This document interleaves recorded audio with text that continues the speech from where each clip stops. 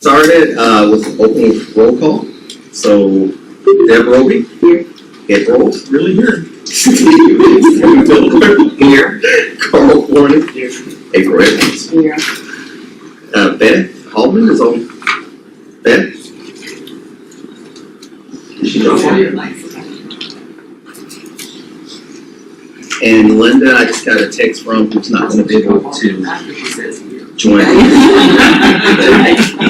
And Beth, I guess she'll dog again, but we know. No, she just texted. She's not here. Can you hear me? I can't hear you. So now we reaching? Beth?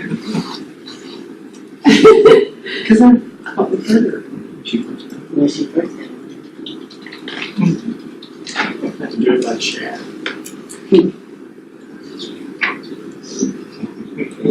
So she disconnects. She can join. The problem is they look like it's automatically mute button. We have form, so we'll go ahead and get started. Hopefully Beth can join us if she disconnects. Try and tell her that. And we'll go ahead and start. I'm going to change the agenda around just a little bit. We have, of course, we're going to have the reading of the review of the minutes. After that, we're going to move IVMB up. Gary's here. We're going to move the IVMB report up to after the minutes, and then we can proceed with the rest of the agenda, which is what we have it laid out here. So we'll have Kristen go over the review and approval of our last meeting minutes. Good afternoon. The meeting minutes from the January 12th meeting are on start on page 5 of the booklet right after the agenda. First page includes welcome introductions. The meeting was called to order at 1:01 with all advisory board members present. Other DHS members and visitors are listed. We reviewed the minutes from December 8th. They were accepted unanimously by the members. At the bottom of page 5 begins the policy and decisions review discussion. This goes to page 6 as well as page 7. So feel free to interject any corrections that you might have. All right, bottom of page 7 starts the Motorist Phase 1 program update. Wendy Lee provided an update of the program status that you can see there. Flipping over to page 8, Janice gave us a budget review. Also on page 8 starts the IVMB update. Joe Morgan presenting on behalf of IVMB in the video. Okay. On the top of page 9, the second from the last bullet for IVMB, it says 20 deficiencies were cleared out. There were only 9 deficiencies. Okay. Get that correct then.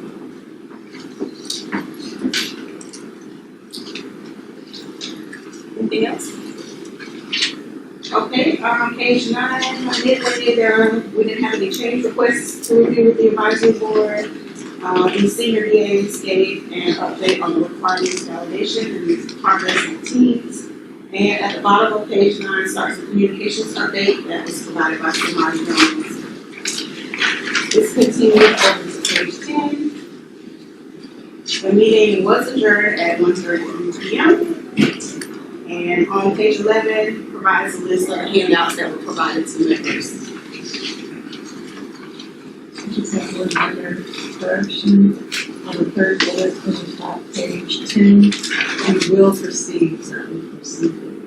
We will proceed with our planned outreach too. And the other one is kind of a typo, that I was part of the fourth bullet from the bottom. It says, I have you had. I believe that should have said, I hope you had. Which one? I'm sorry. Fourth from the bottom, the last one over here, we'll be not able to go to the advisory pages, but I have you one. Second from the bottom, communication.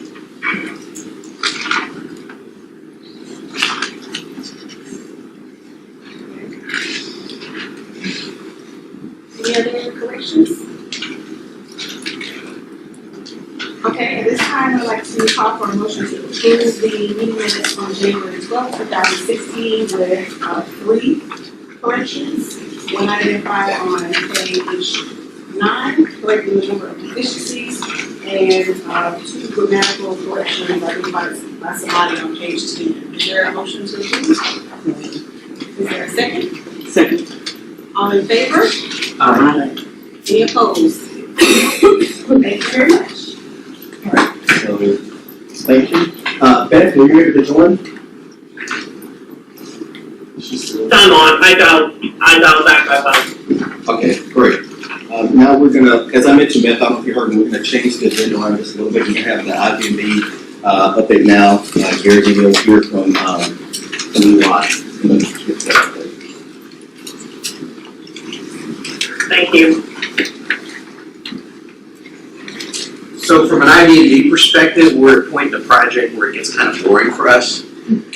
Because things are going really well. So as it was last month, the overall risk state from an IB perspective is green. There's no open deficiencies. The project is still slightly behind schedule according to the SPI calculations, but it's well within the threshold. Actually, let me show that to you. So as you can see, the green is the good area, so the data points are within the green area and they're also clustered, which means that the project is not falling farther behind schedule. It's being well controlled. The team is doing a great job. Go back here a little bit. This is the history of the cube. As you can see, we've been reporting green for this reporting period and last reporting period. We don't foresee any deficiencies coming up.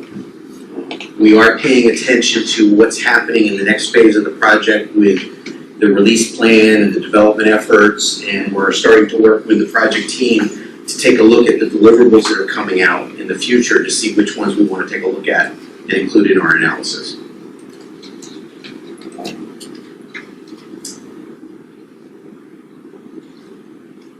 Just kind of scrolling through here, everything's looking good. So you guys should be proud. You've come a long way. That's all I have.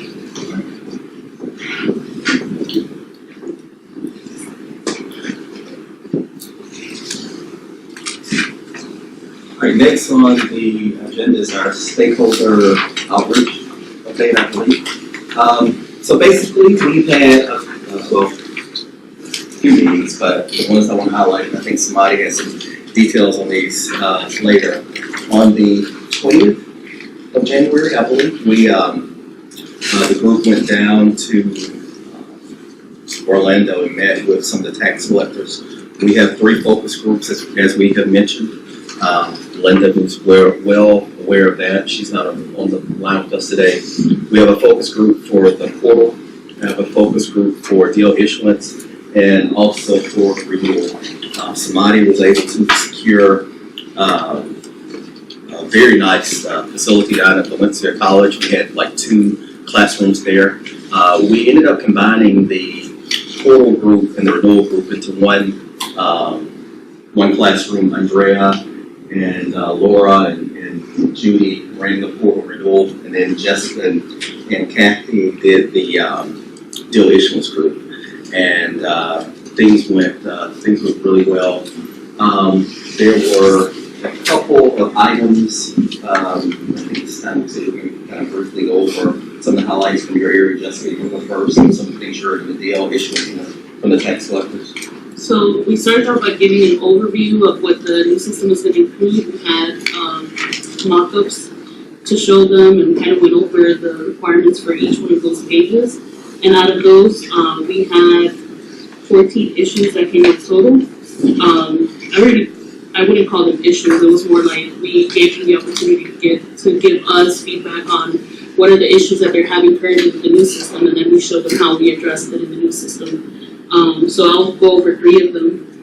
I have issue number 3, which you can see on page 13, is CDL exams are displayed on a different screen from Class C exams.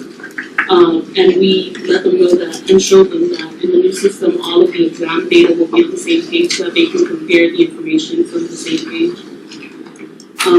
Issue 11 on page 14, I'm sorry, issue 8 on page 14 is that they would like to stop having to enter online when the customer doesn't have the social security number, which they currently do if they're creating a record.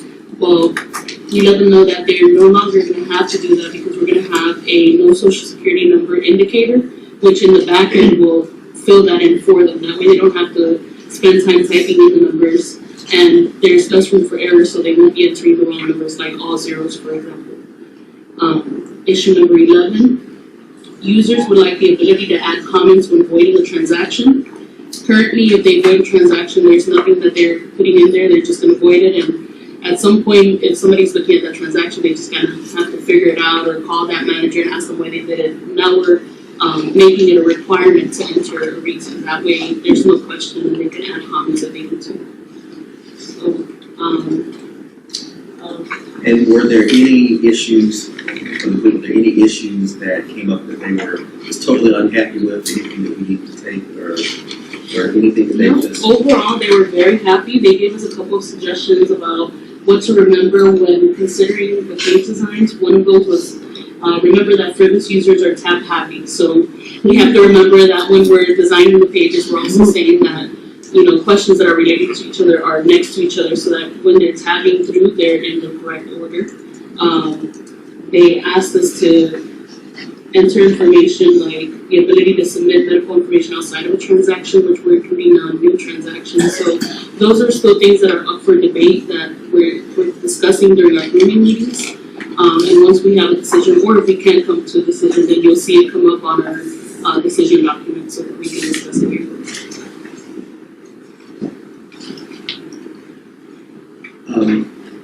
Julie, you wanna send your report, written? I'll start with renewal. We gave them an overview of the renewal system and some of the new functionality included in that system. Right now we're on page 16. One of the things that came out of question 3, we talked about the email notifications that the department is going to send out. And I think it was Dale Hoffman that had a question about wanted to be able to see what those emails look like, and yes, through the system they'll be able to pull up a PDF version of that email, so if the customer had a question about something that was on it, they would be able to visually view what we sent out as well. The other thing had to do with some branding. They wanted to be able to include maybe their URL address for their website, or if it's or their office location, instead of right now we had a general link that says click here to view offices, but if we know, which we do at that time, what county is responsible for that registration, we can take them directly to that subset of offices for that particular county. So we're gonna look into some of those things to see what we can do to kind of accommodate some of those requests. There was another question about the MOUs. We told them that we would now be verifying the vendor's MOU status at the time we generate the files and when they come and pick up the files. And that we also told them that we would be notifying them if the vendors were delinquent and picking up the files and things of that nature. There was a mixed, some of the counties wanted to be notified on every email that we send out, even if it didn't particularly pertain to them per se, and some just wanted to know when there was a problem. So one of the things we talked about was being able to control the notification levels so that if they want to get every email that we send to the vendor, they can get that as well. And if not, they can just get the ones that were pertinent for them needing to take some action on. There were some other tweaks, some inconsistencies we had when we were missing the model, which is something we're starting to capture now that we implemented as part of PFS. So we needed to go back and make sure we were including that on all of the email notices as well as the printed notices as well. What about the other issue about if they need to open and stuff, do renewals? And that came back to the office, because in our statement, we said you may visit any local tax collector, any tax collector office, and they informed us that that's not true. Some counties will only process their constituents in their office. So we're gonna change that verbiage to, instead of saying any, visit your local tax collector. Any questions about renewal? On portal, we gave a little overview of the new system functionality. One of the areas we talked about was the federated ID and also how to identify the customers as they're signing up for a portal account. So we talked about some of the things that we could use, which was, of course, the social security number. We went back and forth on the issue of using issue date because as currently, if somebody has lost their license, they're not gonna have it in front of them. If they're going up to the portal to get a replacement, they won't have the license in front of them to tell us what the issue date is. So we talked about some other things that we can do as far as looking at their customer record with DHSMV, like perhaps maybe identifying, give a multiple choice of what's your first car, how many cars you own, or things that we can tell by looking at the data on the system that the customer would know without having to have the physical card actually in front of them. One of the other things that came up, we talked about the notice for non-ownership, and there's a form that they fill out. And they had a question or concern, because I think right now there's a field where we capture the purchaser or the entity. And they were saying currently now with a lot of sales being done online or through Craigslist or what have you, they don't necessarily know who that person is. And right now in the current system, it forces them to enter something. So they wanted us to look at that and maybe Craigslist is an acceptable answer, but that's something we need to go back and look at internally as far as reform and what information is truly going to be required at that time. Any questions about the tax collector meeting, focus group, 3 focus groups? We informed them at the end. We may, in the future, have all 3 groups meet at the same time. It may be in the future we just need the portal group to meet. Some of these, of course, we can do with GoToMeeting and WebEx, whatever, but we just thought it was very important to have the first meeting, everybody there in person, and it really worked out well.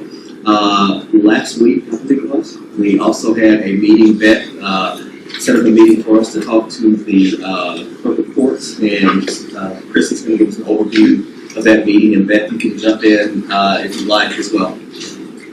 This afternoon, last Tuesday, we went over to Beth's office and met with the Court Operations Committee. Barbara Scott is the chair of that committee, and she's out of Charlotte County. There were about 3 local staff in the room, and the rest of the committee members attended via virtually via conference call. We gave them a program overview, as well as we gave them information on portal and DL issuance functionality. The thing that came up was regarding purchasing other driver transcripts. So they wanted to be able to do that, purchase other driver transcripts. So we said we would take note of that and bring that back to the team to discuss. Do we want to talk a little bit about that today, or? Beth, are you on?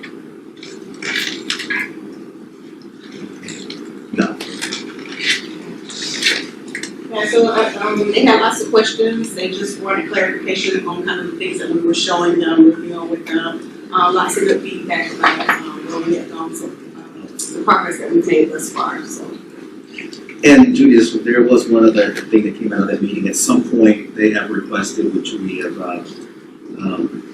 talked to Terry about or mentioned that at some point they would like to have an actual clerk on the advisory board. So I'm not sure. I wish Beth was on, but at some point they're gonna want to make that switch. So we'll let Terry talk about that. So.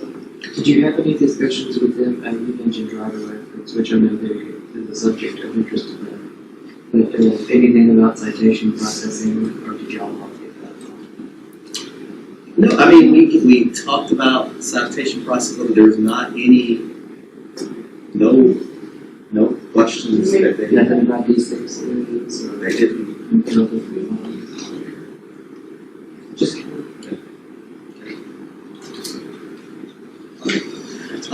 future stakeholder outreach. We're also we're going to be planning a meeting here probably sometime in the next couple of months to meet with all of the high-speed, is it the renewal? Print and high-speed renewal vendors. We want to get all of the vendors together. We're at that point in increment 3 of the requirements validation process that we want to sit down with them and make sure they understand and see if there's anything that we need to tweak with the requirements. So at some point we'll be setting up that meeting with them. And then of course we'll let you know as we have future meetings that are planned. Well, there's one. Later in about 2 weeks, Kristen and some other members of the team will be going to Montgomery to look at their version of online insurance verification.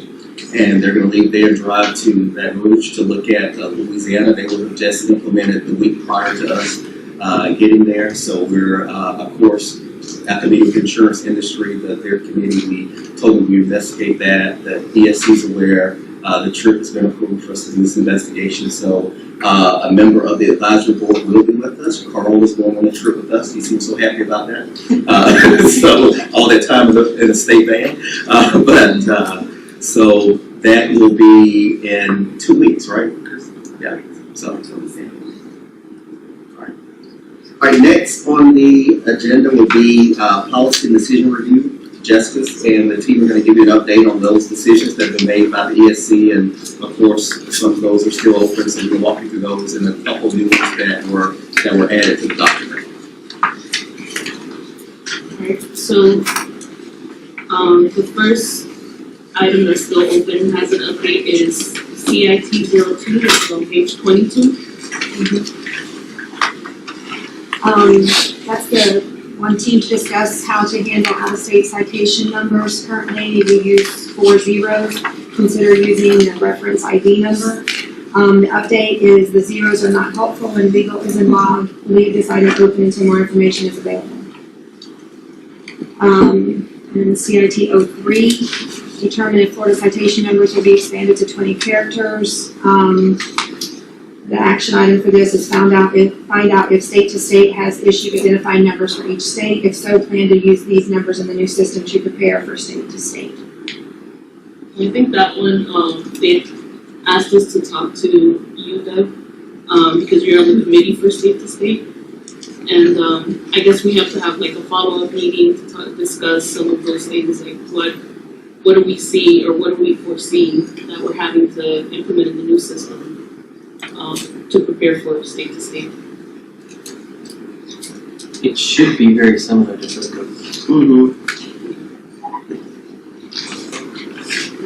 The next item is an item that was closed during the last meeting, which was POR 09 on page 25.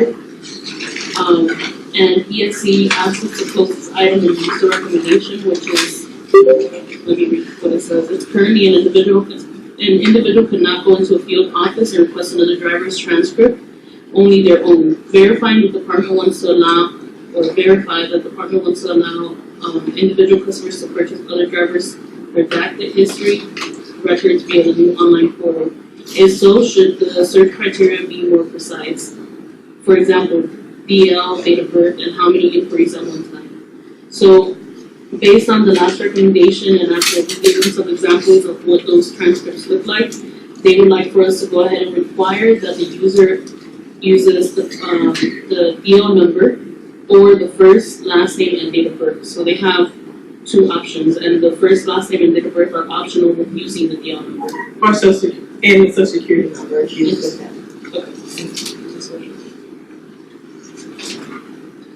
So that item is closed. POR 10 was the next item that we closed, and that one was, what are the requirements for the new portal as it relates to GovQA public records, and if so, what are the requirements? So the ESC agrees with the legal recommendation, which is to report the same information that we currently report by GovQA, or through the GovQA form, and close the item. The next open item is on page 29, and on there, or Judy can discuss this in more detail. It's POR 24 on page 31.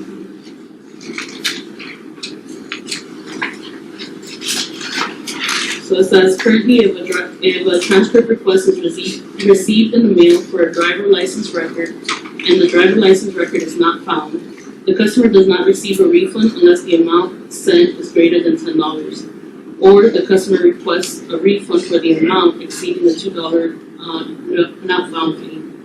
The mixed process currently charges $2 for all not found record requests. The portal team is requesting that we do not charge a $2 fee for other driver license requests when the driver license or social security number entered is not found. We will, however, charge this fee if the both driver license record requests. So you're only talking about the $2. And the $2. You mentioned at the beginning the $10 thing. But this issue really only addresses the $2 issue. Yes. Because on the $10, just as an aside, we did approve that policy. On the, that we're only gonna do the refund if they ask for it. Correct. That's what they do.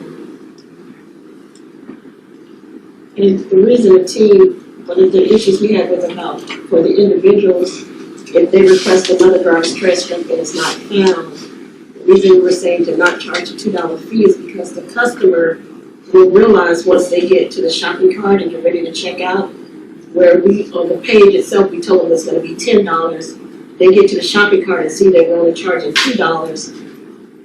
I would realize that something's, either I'm getting a great deal or something's not right. I would just abandon the transaction anyway.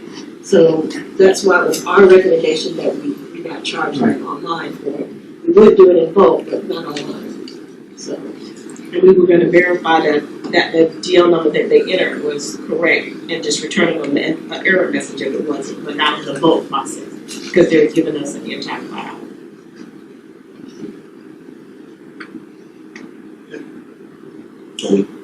So I don't, because I wasn't there the last one, so did we get that Well- last, or do we need a recommendation from this board to take back the Yes, ESC? because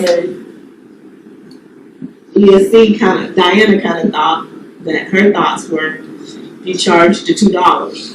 But like she said, we didn't bring it to her attention that they could just abandon the cart if they see the difference in the money amount. Like she said, Judy said, either they think they got a good deal or this doesn't look like and I just don't want the transaction. And there's not gonna be a message or anything that comes up telling them that that record wasn't found? Yeah, you could on the individual when we were doing it, on the individual one, because they can only do so many, and we were gonna return a message of what they entered was not correct, and not charge them the $2.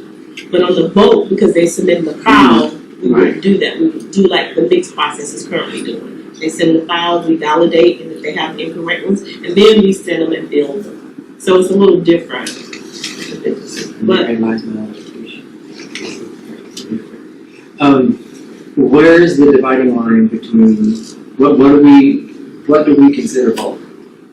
It's a separate bulk process, that's where It's a different a business, they're gonna register and sign up with us That's what I thought. to be a participant in that particular process. So it's not a specific number that throws it into that category? No.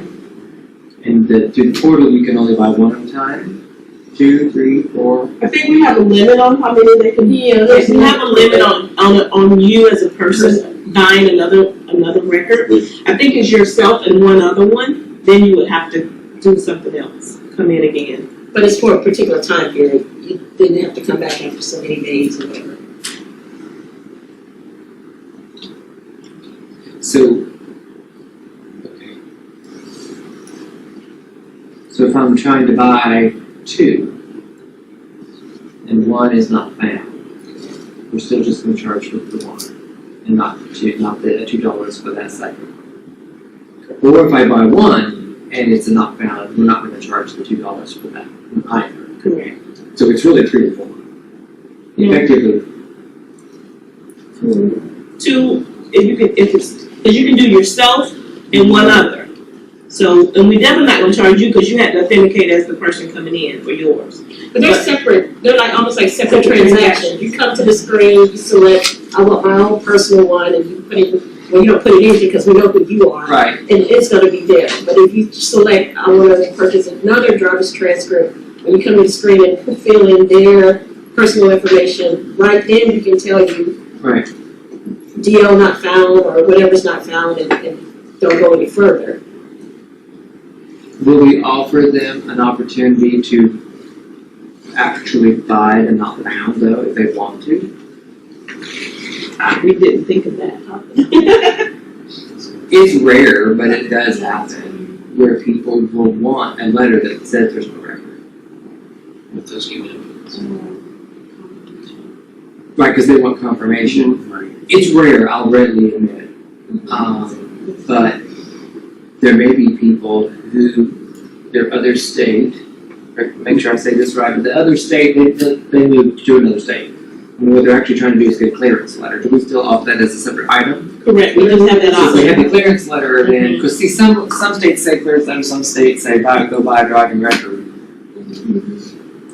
And they actually will want something that says no record found to take it back to that state to say they're. That happens when you have people with similar names and dates of birth. They'll tell the customer, Joe Smith, well, you're showing up at PDPS as having a sanction, but it's really somebody else. it's really somebody else that's a similar, and so they will, well, we just want confirmation, so they'll want a no record from Florida, and maybe an actual clearance letter from their that maybe they really were from Georgia, so they'll actually end up getting two, because now they've moved to Illinois. So we could ask the question when we get the not found, if they would like to receive the. Well, I mean, if you're offering them a clearance letter, then most people who are gonna want that are probably gonna go that route anyway. Or, The clearance letter would only be for, you'd have to be on our database in order to get a clearance letter. So you're saying, well, sometimes the clearance they want is that there is no record. But then it wouldn't have a name But or when anything, they it would have a is what I'm saying. DL number, but it wouldn't have a name, it wouldn't have a date. Right, yeah, the whole point of a clearance letter is you want it to say, there's no record of a Stephen Fielder born on this date in say Florida, with a license or a sanction. That's what I'm saying, they couldn't get it in the The portal, portal. because you can't log in unless you have a Correct, record here. you're right, okay. So those people will have to do something else. Alright, never mind, I'm sorry, I took us down that rabbit trail. It was a short trail. So, is there a recommendation for this group to not charge, are you good, okay with not charging $2 on the not found, or? For the other driver? And what charge if they're not doing Well, unless they want it, if they want the not found, then they would pay the They just have to do $2, something else. or they pay the 10 or whatever. So give them the option to purchase the $2 not found. If they write it, need it, which is again rare, maybe once every 3 months, maybe. So how does that prompt create? Would you like, this record has not been found, would you like to purchase this record? Having not been found. Correct. Yeah. I don't know if that is a part of This the record does not exist. We don't, transcript right now, we're using the existing IP for the transcript, and it does not currently. But we wouldn't call the because we didn't know, like, before we even made the call to the service that it's not found. Correct, so we have to. Right, but it would have to have some information on it in order to have any value. It has to say there's no record of Whatever license this name person, they enter. and then you just regurgitate whatever they put back Okay, in. correct. Otherwise, it has no value at all. Correct. We have the statute change to say that we can charge the $2, so that's another thing to consider. And that we can. Yeah, we can. But our point is, we can't force them. But you can't make them buy it. Yeah. Right, agreed. So the recommendation is that we're gonna give them the option. Is that? The option to purchase the not found. And if they don't Yes. want it, then we won't charge. Right. Okay. And I think that will be a little more palatable anyway, because while I philosophically agree with Mr. Corvallis, my only hesitation is the fact that we are in fact charging that in the bulk system. And so I think it makes me feel a little better that we're gonna let them decide if they want to buy it or not. And when we We're were, not just taking it. Right, and we were concerned about if they had fat fingered in, Right. you know, and they said internally if somebody had sent something in and we couldn't find it, they would try to find it by some other means to see, oh, I see where they misspelled something or whatever, and they would still be able to satisfy the request. Whereas, so,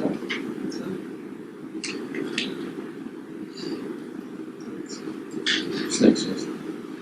Alright, so the next item is DL01. It's still an open item for the hazmat extension letters. The last update we have is that the ENC recommends changing the hazmat extension temporary permit to be issued for 60 days. And that came from the FMCSA requirement for us not to issue temporary permits for any CDL license for more than 60 days. Currently, they're issuing them for 90 days. But there is, from my conversation with Todd the other day, there's a clause in the FMCSA that says that we are allowed to extend the hazmat while they're trying to fix whatever issue went wrong for 90 days. So we do have another option to stop issuing the temporary permit when we send the hazmat extension letter and just issue them the letter that says that they have to carry it with their license. That way, we're not restricting them to less days than what they're eligible for. So the ESC has left this item open until we can provide a copy of the current extension letter for review with legal, and then after that, we'll make a decision.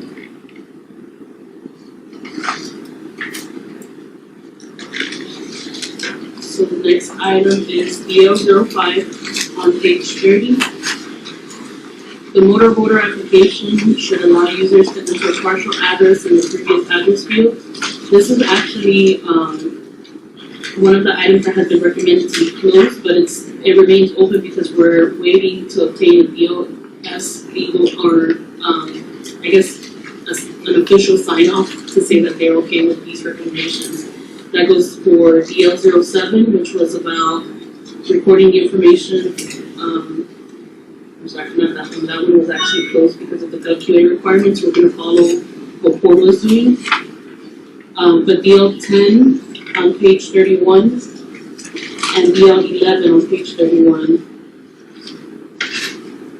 and DL15 on page 31 all have been closed because we're just waiting for that official sign off from DLS.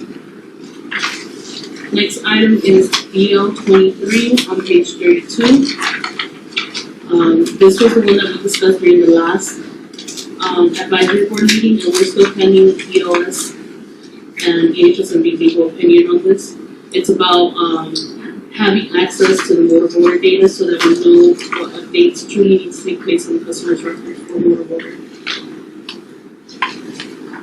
And then the last item that was closed at the last ESC meeting was REN02, which is the customer stops for bad checks. ESC agrees with the recommendation, and they are asking do not include transcripts and voluntary contributions on these transactions.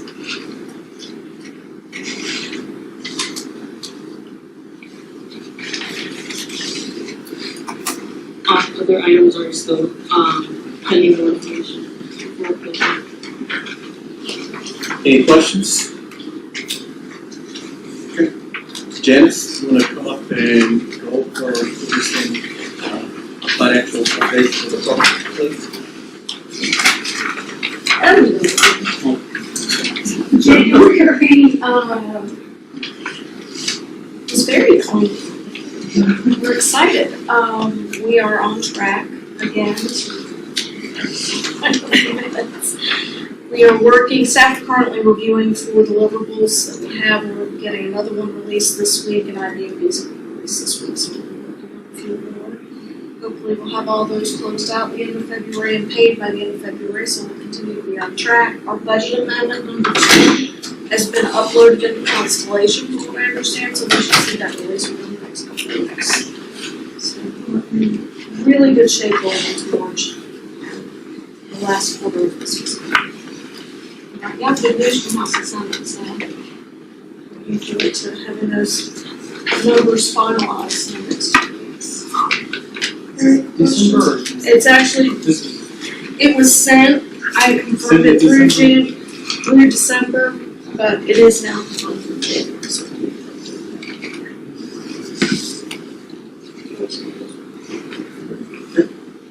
Thanks. Wendy, want to give us program update again? Go ahead and talk about change requests.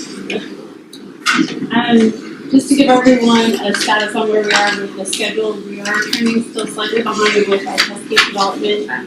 Grooming is on schedule. For increment 1, we have actually completed all of the stories, the grooming for all stories for all of the teams. For increment 2, I know that the VAs will get into the particulars of that as far as where they are, but I know that financial responsibility and citation processing still is over complete for the grooming. The test cases, we have all of the test cases are starting to catch up despite being behind. As of last week, we showed that DL issuance was sitting at 88% completion for their test cases, and motorist maintenance was sitting at 82%, and all other teams were complete. The estimates for, or the validation of the development estimates is what we are also struggling to try and keep up with. Right now, my team is sitting at 94% completion.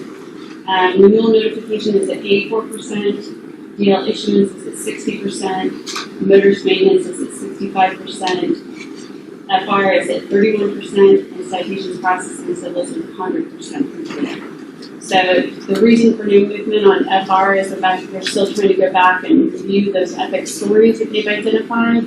And we actually have been working with the teams to mitigate the fact that we're behind on this development estimation. So we've included additional meetings per week, and we have also a contingency plan to add meetings perhaps on Saturday morning so that the teams can actually get through and try and get this up to date.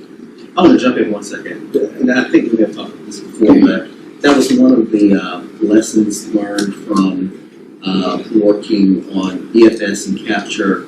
Of course, we went through and did all of the team did estimates, and then by the time we got to the developers, if they didn't agree with the estimates, it caused us in the very beginning, along with a number of things. That wasn't the only thing, but a number of things that caused us to be behind at the beginning of that project. So one of the things we did for Motorist Mod Phase 1 is to have the individual teams do the estimates for development, and then there's a second review of validation of those estimates, and that's what we're currently trending behind on. So we've added extra meetings during the week, and as Wendy stated, if need be, we are going to have folks work on Saturdays or weekends to catch up on those estimates, just so everyone is on the same page as far as where we stand with the estimates. And we can't, as I've said many times, when the gun sounds in July, we can't be walking to the track. We gotta be coming out of our stance ready to go. So this is all these things that we need to make sure that we have tight and ready to go. Like our red track. These are all the things that we need to have ready to go starting in July. So Sucks like that. sorry. And you said your spiel there was about estimates, but you had mentioned something Wendy, about test cases. Yes, and the test cases. Stories, which are, I know, all interrelated, but They are interrelated. They're actually working on the test cases as a result of the groomed stories. Something else that we're working with the teams to make sure that happens is that the test cases don't get so far ahead that they're starting to write test cases on stories that have not been completely validated. So we don't want to get ahead of the cart, so to speak. We want to make sure that they're using their time wisely and don't have to go back and rework things because we didn't finish the validation of those requirements that they're looking at to develop those cases. And one of the things that's happened as well, Stephen, is that I think Boyd has also authorized, I believe, 8 developers that are now helping Julie's staff with those test cases as well to try to catch up. so what, you mentioned EFS, CPR, lessons learned, and whatnot. In the development of the user stories and the test cases and that process, what is different now versus what you did with EFS CPR? We were wanting one thing that's different is that we want the test cases, before we waited on the test cases, perhaps waiting too long. We want the testers, this go around, the testers actually in the room as part of that process, which before they were not. That led to a lot of, later on, people not understanding, the developers were not in there, so by the time it got to them, they didn't understand, and then, oh, by the way, I don't agree with this estimate. So what we try to do is have everybody, in the room, on the team at the same time.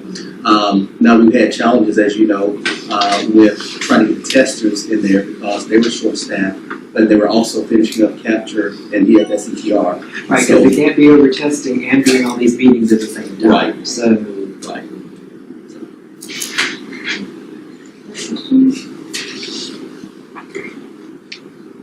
Like I said, I'll leave the details for the. Talking about the change requests, if we talk a little bit about change request 8 and change request 9 that are listed in the book on page 35, 34. The first change request was actually to move information on the FR items for clearance and batch processing. We were moving that from the second increment to the third increment. And we did that was a little bit of an adjustment based on the staffing that was available to answer those questions and actually help with validation of those requirements. So there was no overall impact to any of the schedule. This was basically a baby switch to all. So the second item for change request 9, the intent of that was actually a misrequirement for citation processing. There was, as they were going through increment 2, they discovered a correspondence code that was missing, and so they needed to add that as well as a letter that goes with that. So this intent was to make sure we capture that and not miss that. And we reviewed this with EFC already, we just wanted to come back and close the loop with the advisory board and let you know what change requests we had approved and kind of came up, and we had EFC opportunity, so we presented it at that time. We will have 2 pending change requests that are ongoing right now as far as change requests 10 and 11. We're working to revamp or realign, if you will, some technical tasks that needed to be associated with deliverables that were actually inversed. We needed to, one was associated with deliverable 44 and one was associated with 28, so we're just trying to get those back because they're in the wrong place. And the other change request that we have is actually to try and make sure that we have accurate dates for the development estimations as we're trying to mitigate the fact that they're behind. So we're trying to go through that and make sure that we have a plan for recovery and when we'll actually complete those development estimations.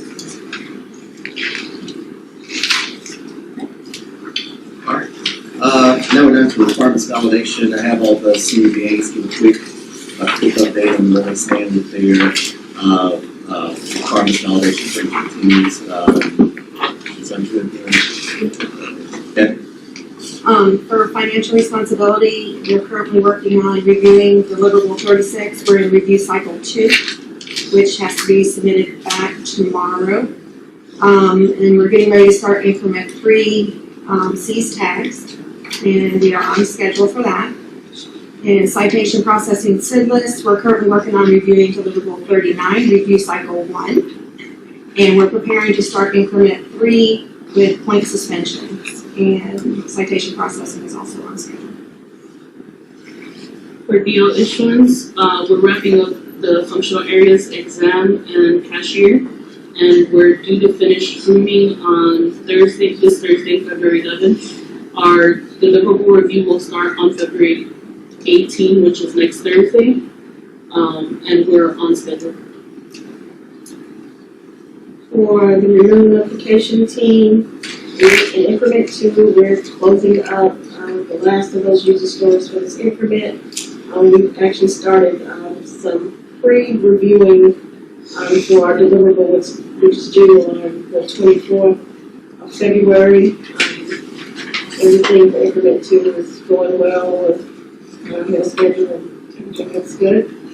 For my DMV portal, we are also coming up on our increment 2 deliverable in the next couple of weeks. We're finishing up, right now we're working on the insurance update piece, which is part of clearing an FR section online. We're on schedule and everything is going well.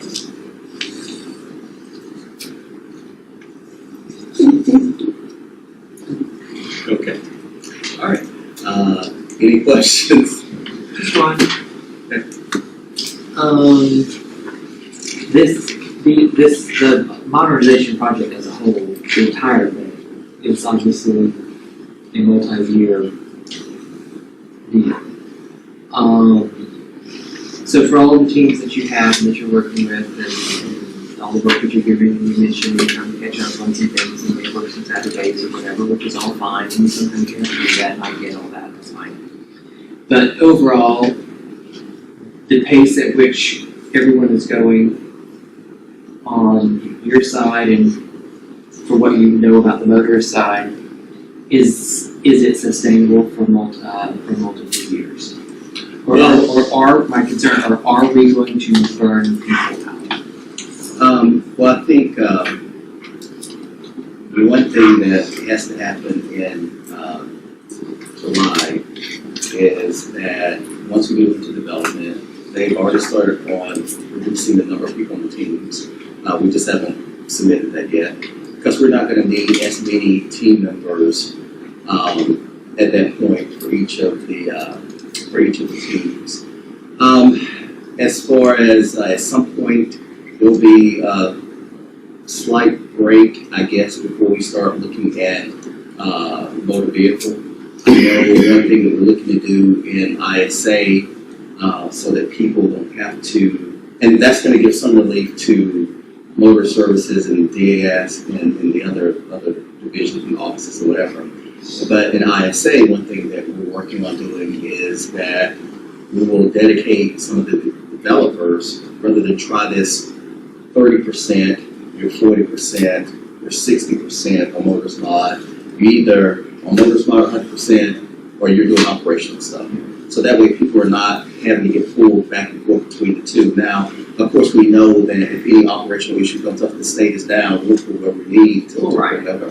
So those are some things that, that we need, I agree that we need to be concerned about, is not burning people out. And I think it will help once we move into development. Once we go into development, you have a daily stand-up, which is supposed to last only 15 minutes, which is why you stand up. And then we have some other meetings throughout the sprint process, but none of this daily grind that we have had, they meet multiple times, Tuesday through Thursday, sometimes Friday. If we can just make it to June, I think we're going to be okay. If they don't all quit before then, and your staff doesn't quit before they And understand, no one, to be clear and on the record, no one has come to me and said anything, no one asked me. I've just been making observations. Yeah. And so I wanted to just kind of point out that we got a long way to go. And when you mentioned, we've heard it before about some of these things being behind, testing unit and so on and so forth, needing to work extra to catch up, and I understand that has to happen sometimes, you just have to do that. I get all of that, that's not a criticism, but it's just a gut check to say, okay, but can we sustain, can certain people, and again, I have no one in mind, so don't try to figure out what I'm thinking, okay?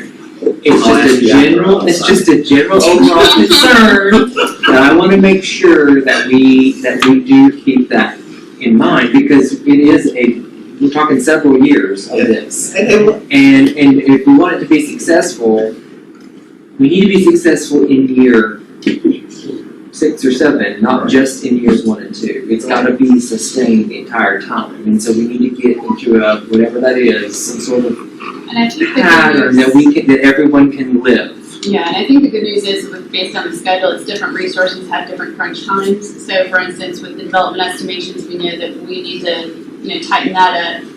With regards to the test cases, once we get through that, I think there will be a breather period for everyone. So depending on the responsibilities and the schedule, I think it's not going to be everybody all hands full steam ahead for the entire, next 4 years. So. And another thing as well, one of the areas that keeps coming up is testing, and I always give Judy credit. Several years ago, when the department decided to go that we're going to be an agile shop or whatever, Judy spoke up and said, and we're going to need more testers.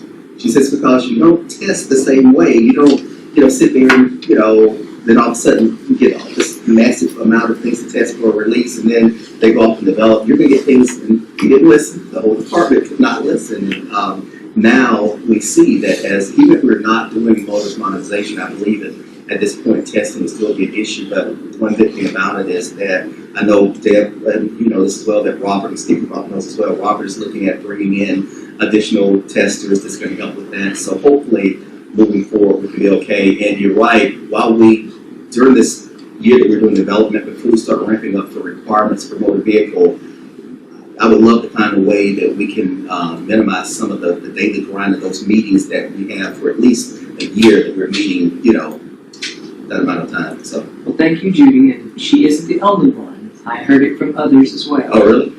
Okay, see, I knew she stole that idea from someone else. But I heard it when I was in those, but anyway, I think I'm gonna cut you off, Deb. Oh, no, it's just, you know, along with that, the testing is gonna be the heavy lift, and we've got not just testing as we move forward with all the new applications, but we've also got the new print solution, we've got the new IMS, we've got rolling out the new capture equipment, then we've got the new printers, we've got, That's why I brought it's that gonna up. be, yeah, We're thinking it's about, gonna be, right, we've got an operational side that we still have well, to and balance then with. training all the users on all the new systems and applications, so it's, yeah.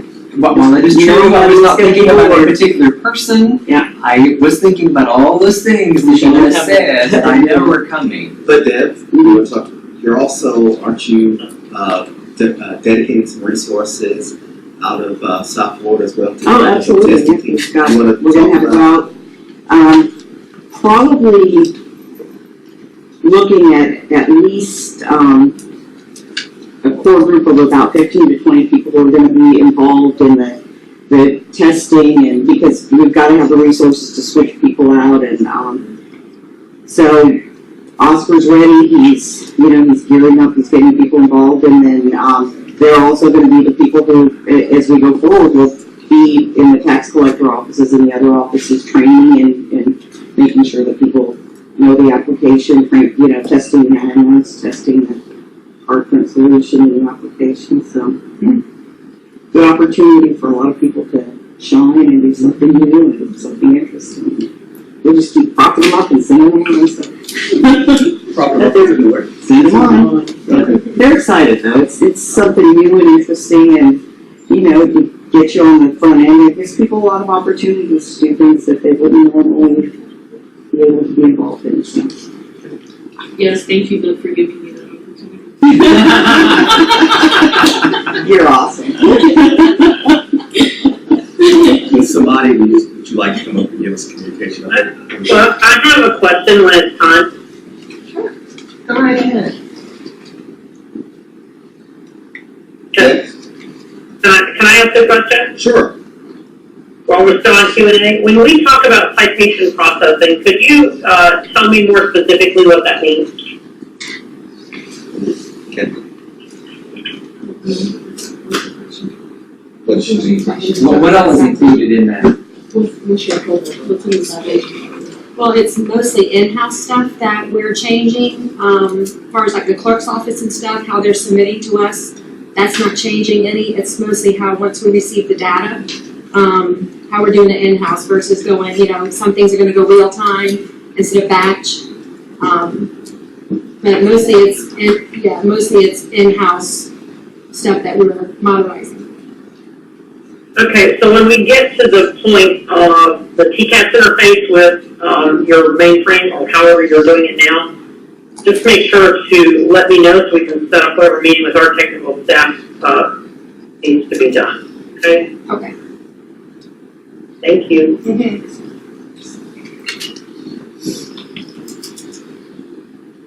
And moving on to the organizational change management update and communications update.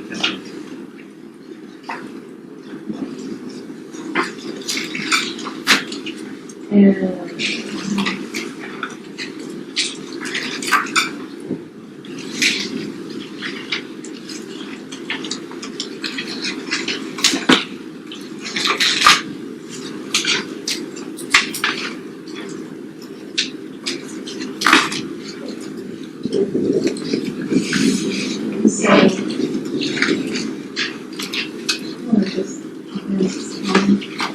Here you go.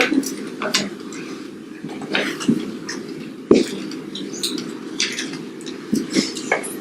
So first, just to piggyback on what Terrence was saying earlier about the focus group meetings that we've been engaging with, this is actually just a little bit outdated. We had the Department of State meeting on January 11th. We also have a technical subgroup meeting with the Department of State that we had on January 7th, and then we had the full focus group meeting on the 11th. Our next technical subgroup meeting with the Department of State is in April, so we're in good shape there. We had the meeting with the Florida tax collectors at Valencia College in Orlando on the 20th. It was a fabulous event. In fact, let's take a look at some of the feedback we got from them. First and foremost, the overwhelming sentiment was that it was a great meeting. There are a few other items. One of the feedback, the statements that we got from Walton County, I wanted to put this one forward because they actually went through the governor's Sterling process, and they won the Governor's Sterling Award in 2014. Brian McBroom over there had some really nice things to say, and if you can't see it, it says it occurred to him during the session how wonderful group meetings are to them. The state of Florida is going to receive a better system for our citizens and for tax collectors and indeed HSMD employees. By asking the people who really do work on a daily basis, we will get a much better product, and this is the right direction for our state to be taking. So that was high praise indeed. Just a few pictures from meetings. Of course, Judy and Jessica and Kathy all did and Andrea all did a fantastic job. So we've got our clerk support meeting that Kristen already described to you that we had on February 2nd. And Beth, I don't know if you had anything to say about that clerk support meeting. Thank you, Samadi. We really appreciate you all coming over, and Barbara T. Scott, the clerk of our court operations committee, was very happy. She thought it went very well. I did get more feedback from the other members of the committee, the clerks who were on it. They appreciated very much knowing about the project, and we have distributed your PowerPoint and a recording of the presentation to the membership in the state. So I think that was a really good job. That's all I have to say. Thank you so much, Beth. We do have a Bureau Chiefs meeting that's going to be on February 19th. And we've got the Bureau of Administrative Review workshop that I'll be scheduling sometime this week. So, in addition to that, we do have deliverable 22 that's coming up just this week on the 11th. We're super excited about that. The training and performance support strategy you've been hearing about for a very long time. Some of you would have filled out the questionnaire, the training needs assessment questionnaire. Thank you so much if you did fill it out. That information is going to be important to us as we're starting to plan the logistics for training later on down the line, but having the big aggregate numbers was extremely important to us to be able to start to form this deliverable. So thanks for your feedback on that. And of course, just as a reminder, that was what this was incorporating all those training needs and objectives, the curriculum, delivery strategy, and the performance support strategy. So, communications update, once again, it's a little bit out of, there are just a couple of things in addition to these items. We've got an update that we've done to the PartnerNet page that has actually an article about the Florida tax collector meeting on the 20th on there. So we're slowly making ground, with our outreach, with the newsletters and, our public facing webpage. We've got a great team that's leading that up. And I continue to serve as an SME on the public facing webpage. So, is there anything else? Any questions? All right, thank you. Any other questions? Oh, Ed, by the way, we were supposed to send you, and I think we did, correct me if I'm wrong, Jessica, when we met with the tax collectors, there were some issues. There were some issues that, of course, pertaining to the current system, and I think in the bureau chief meeting, you had asked for a listing of that, what you sent? Yeah. Okay, all right. Any other questions?